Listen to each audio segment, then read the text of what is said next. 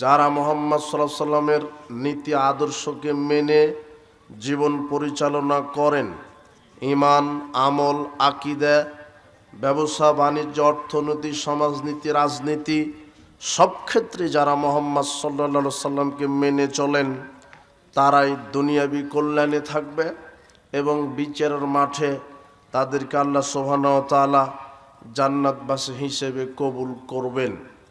উপস্থিত বৈঠকের মুসলিম দিনী ভাই ও বোন, আমরা বিচারের মাঠে অনেকেই অনেকভাবে ক্ষতিগ্রস্তদের অন্তর্ভুক্ত হতে পারি। যদি আমাদের ঈমানের ত্রুটি থাকে, যদি আমাদের আমলের ত্রুটি থাকে, আমল করতে গিয়ে যদি রাসূল সাল্লাল্লাহু আলাইহি সাল্লামের পদ্ধতিতে না করি, তাহলে আমল গ্রহণীয় হবে না। আমল করতে গিয়ে যদি বিদআত করি, তাহলে সে আমল গ্রহণীয় হবে না।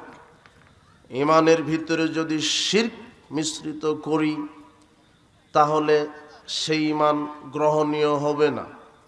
আল্লাহ সুবহানাহু ওয়া তাআলা বলছেন, ফামান কানা ইয়ারজু লিকা রাব্বিহ, তোমাদের মধ্যে যে ব্যক্তি তার প্রতিপালকের সাক্ষাৎ কামনা করে, তোমাদের মধ্যে যে ব্যক্তি তার প্রতিপালকের সাক্ষাৎ কামনা করে, ফালইয়ামাল আমালান সালিহা, সে যেন সৎ আমল করে, ওয়ালা ইউশরিক বিইবাদাতি রাব্বিহ আহাদা, আর আল্লাহর ইবাদত করতে গিয়ে সে যেন আল্লাহর সাথে অন্য কাউকে